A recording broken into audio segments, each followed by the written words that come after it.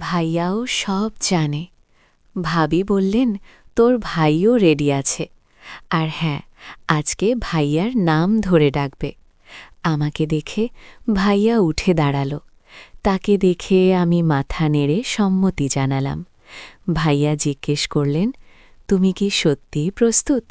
আমি বললাম, হ্যাঁ, আমি প্রস্তুত। আমার ভাই ও ভাবি অনেক দিন ধরে সন্তান ধারণের চেষ্টা করছিলেন, কিন্তু সফল হচ্ছিলেন না। আমি তখন আমার বাবা মায়ের বাড়িতে থাকতাম। হঠাৎ করে আমার ভাই আমাকে তার কাছে নিয়ে আসে এবং একাধিক রাত আমাকে তার স্ত্রীর মতো আচরণ করে কাটায়। আমি গর্ভবতী হয়ে যাই। আমার নাম তামিমা। আমি দেখতে অনেক সুন্দর। শরীরের গঠন নাই বা বললাম। ছেলেরা আমাকে একবার দেখলে চোখ ফেরাতে চায় না। মনে হতো তারা আমাকে কিছু বলতে চায়, কিন্তু তাদের সাহস হয়নি। কখনো আমার গল্পগুলো তোমরা শোনো, কিন্তু সাবস্ক্রাইব করো না। দয়া করে গল্পগুলো ভালো লাগলে ভিডিওটি লাইক, শেয়ার এবং চ্যানেলটি সাবস্ক্রাইব করো প্লিজ। আমার বিয়ে 1 বছরও টেকেনি এবং সেই দুর্বলতার সুযোগ নিয়ে আমার মায়ের বাড়িতে থাকা আমার জন্য কষ্টের হয়ে উঠেছিল। আমার মা, বাবা ও ভাইয়ের ঠাট্টা বিদ্রূপ দিন দিন বেড়ে যাচ্ছিল। তারা মনে করত যে আমি বাড়িতে থাকলে আমার ভাই আবার বিয়ে করতে পারবে না। আমার অসহায়ত্বের কারণে আমি তাদের কথা শুনতাম, কারণ আমি আমার ইচ্ছে মতো প্রেমে করে বিয়ে করেছিলাম, যা 1 বছরও টিকেনি। আমার মামাতো ভাই জানত যে তার চাচা ও খালা কতটা নিষ্ঠুর স্বভাবের। সে আমাকে বলল, আপু, তুমি আমাদের বাসায় এসো, এখানে তুমি শান্তি পাবে। আমার জীবন অনেক চেষ্টার পরেও স্বাভাবিক রাখতে পারেনি, কারণ তার পরিবারের সদস্যরা আমার সম্পর্কে ভুল ধারণা পোষণ করেছিল। আমি ২৬ বছর বয়সে বিয়ে করেছিলাম এবং ২৭ বছর বয়সে ডিভোর্স পেয়েছিলাম। সেই দিনগুলোর কথা বারবার মনে করতে চাইতাম না। তাই যখন সুনীল ভাইয়া আমাকে তার বাড়িতে আসার জন্য আমন্ত্রণ জানালো, আমি সেই রাতেই সিদ্ধান্ত নিলাম যে আমি আর আমার বাবা মায়ের বাড়িতে থাকব না। আমার জিনিসপত্র গুছিয়ে বাসে চেপে রওনা দিলাম, কারণ আমার বাবা মাও চেয়েছিল আমি যেন বাড়িতে না থাকি। সুনীল ভাইয়ারের সঙ্গে আমার ছোটবেলার বন্ধুত্ব ছিল। সে এমন একজন যাকে আমি ভাই বলে ডাকতাম। তার কোনো সন্তান ছিল না, আর সে আমাকে খুব খুশি মনে স্বাগত জানাল। সুনীলের বাড়িতে আমি কোনো অবজ্ঞার সম্মুখীন হইনি। সে আমার প্রয়োজনের দিকে খুব যত্ন নিয়েছিল। সেই খুশির পরিবেশে আমি 6 দিন কাটালাম। সুনীল এবং তার স্ত্রীর মধ্যে একবারও কোনো ঝগড়া দেখিনি, কিন্তু আমার কারণে তাদের মধ্যে কোনো সমস্যা যেন না হয়, তাই আমি সুনীলকে বললাম যে এখন আমাকে বিদায় নিতে হবে। হয়তো আমার উপস্থিতির কারণে তোমরা নিজেদের সময় পাচ্ছ না। সুনীল উত্তরে বলল, এখন সময় পেয়ে আর কী লাভ। আমি বুঝলাম কিছু একটা সমস্যা আছে তাদের মাঝে। আমাদের বিয়ের 8 বছর পূর্ণ হল।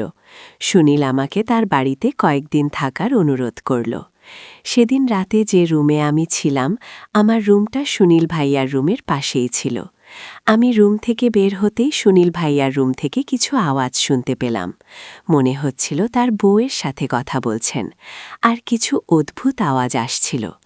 এত রাতে এসব কথা ও আওয়াজ শুনে হঠাৎ আমার স্বামীর কথা মনে পড়ে গেল। রুমে ফিরে এসে কানে তুলো দিয়ে শুয়ে পড়লাম, যাতে কোনো আওয়াজ না শুনতে পাই এবং চোখের সামনে কোনো অপ্রিয় দৃশ্য না আসে। পরের দিন ভাবির বাড়িতে শ্বশুর ও খালা আলাপ করছিলেন। খালা বললেন, প্রিয়া, তুমি আর আমি কবে সুখব শুনতে পারব? খালার প্রশ্ন শুনে প্রিয়ার মুখ ভেঙে গেল। সুনীল ভাইয়া বলল, আমাদের ফ্যামিলি প্ল্যানিং আছে, কিন্তু এখনও ভাবিনি। প্রিয়া ভাবি ওখান থেকে চলে যেতেই খালা মুখ গোমরা করে নিজের রুমে চলে গেলেন। আমি বুঝতে পারলাম না কেন প্রিয়া ভাবি এত মন খারাপ করেছে। তাই আমি ওর রুমে গেলাম। তাকে কাঁদতে দেখে বললাম, প্রিয়া, তুই কাঁদছিস তোর খালার এই প্রশ্নে? সুনীল ভাই তো তাদের বলেছে যে তোমাদের ফ্যামিলি প্ল্যানিং আছে এবং তোমরা সবাই তা মেনে চলছ। এতে খারাপ লাগার বা কান্নাকাটি করার কিছু নেই। তুমি এখন শহরে থাকো, তোমার চিন্তা চেতনা অনেক উন্নত। আজকাল সন্তান জন্ম দেওয়া এত সহজ নয় এবং খরচ অনেক বেড়ে গেছে। হয়তো সময় বুঝে ভাইয়া বাচ্চা নিবে, এতে টেনশনের কি আছে? আমি কথা বলতে বলতে হঠাৎ প্রিয়া আমার কাঁধে মাথা ডেকে জোরে জোরে কাঁদতে লাগল। তার কান্নার কারণ জানতে চেয়ে আমি তাকে সান্ত্বনা দিয়ে বললাম, প্রিয়া ভাবি, তোমার কান্নার কারণ নিশ্চয়ই অন্য কিছু। তুমি আমাকে তোমার বন্ধু ভেবে সব বলতে পারো।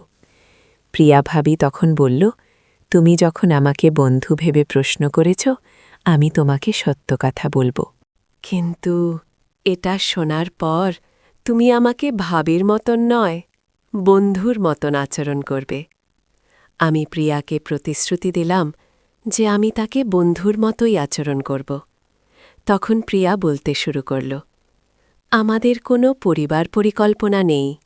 সত্যি বলতে আমি মা হতে পারব না। আমার মধ্যে একটা ত্রুটি আছে।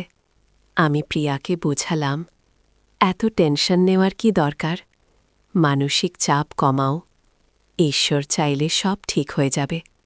যদি মা বাবা হবার ইচ্ছা থাকে তাহলে এতিমখানা থেকে একটি শিশুকে দত্তক নিতে পারো।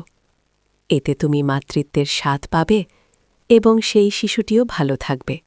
প্রিয়া বলল, আমাদের যদি সন্তান দত্তক নিতে হতো তাহলে আমাদের বিয়ে হয়ে যেত অনেক আগেই। কিন্তু সুনীল আর আমি শুধু আমাদের নিজেদের সন্তান চাই। আমার মধ্যে কি অভাব আছে? সমাজে এটা জানাজানি হলে আমার বদনাম হবে, আর এটাই আমরা চাই না। সুনীলের কথা শুনে আমি বললাম, তোমার চেষ্টা ছেড়ে দিও না। একদিন তুমি অবশ্যই মা হবে।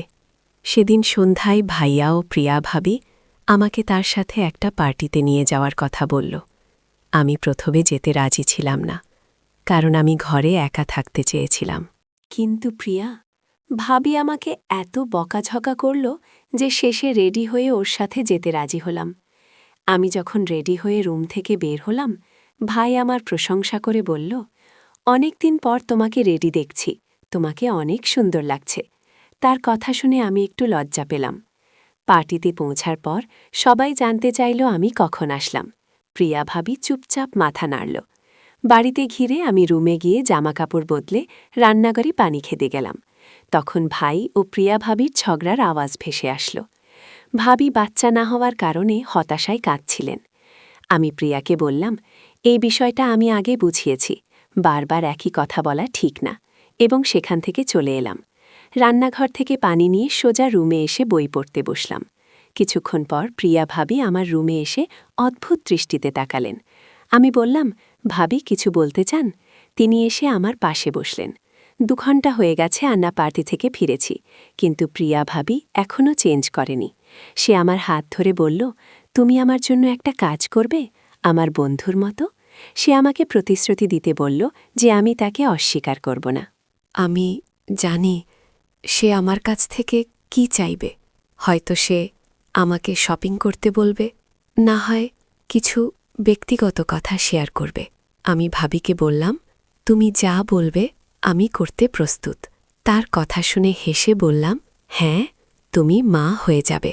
প্রিয়া ভাবি বলল, আমার কথা পুরোপুরি শোনো। আমি মা হতে চাই, কিন্তু তোমার মাধ্যমে।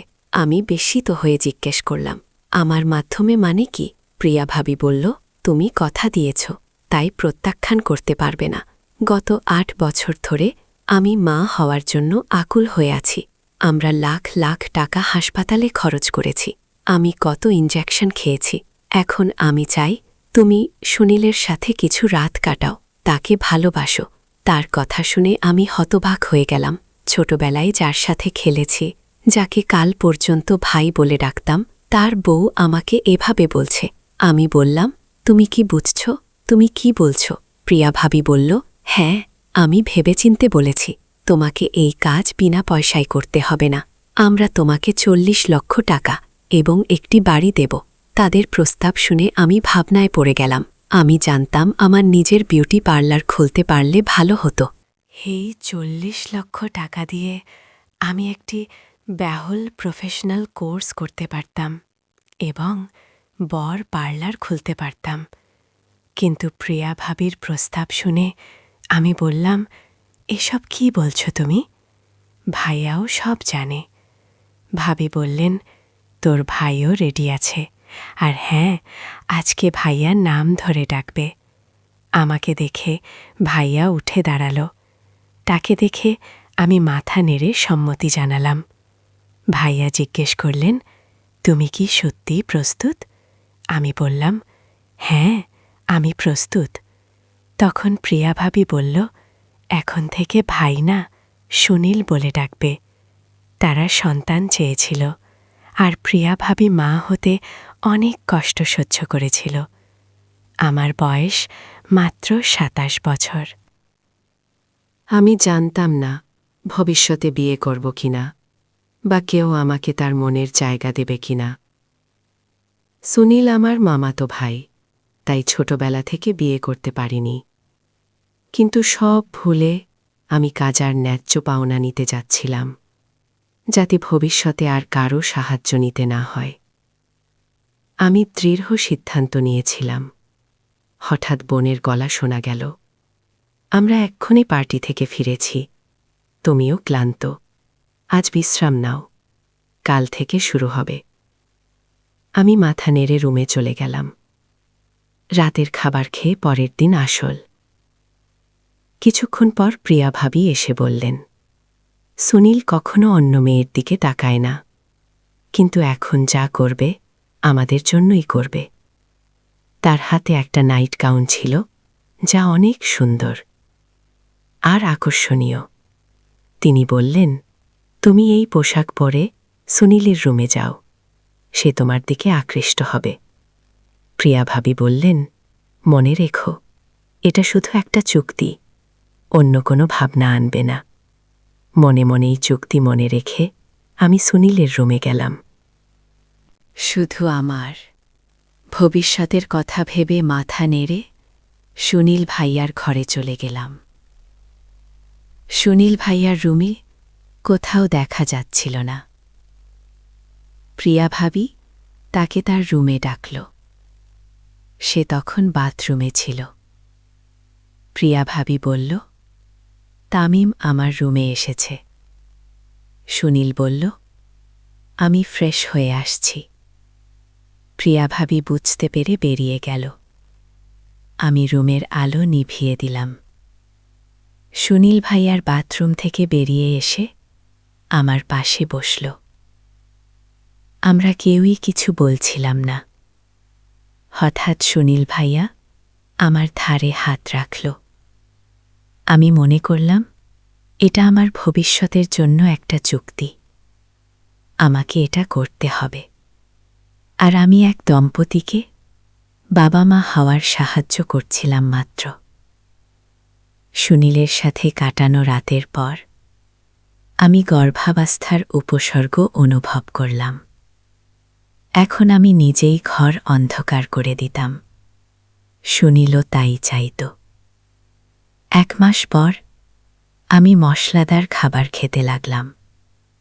সুনীল আমাকে তার এক বন্ধুর চেকআপে নিয়ে গেল। অন্তঃসত্ত্বা হওয়ার খবর শুনে সুনীল ও প্রিয়া ভাবির মুখে খুশি দেখে আমিও খুশি হলাম।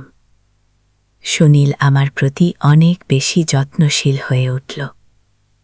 সুনীল দ্রুতই উধাও হয়ে যেত, যদিও সে তার স্ত্রীর সন্তান হওয়ার অজুহাত দেখাত।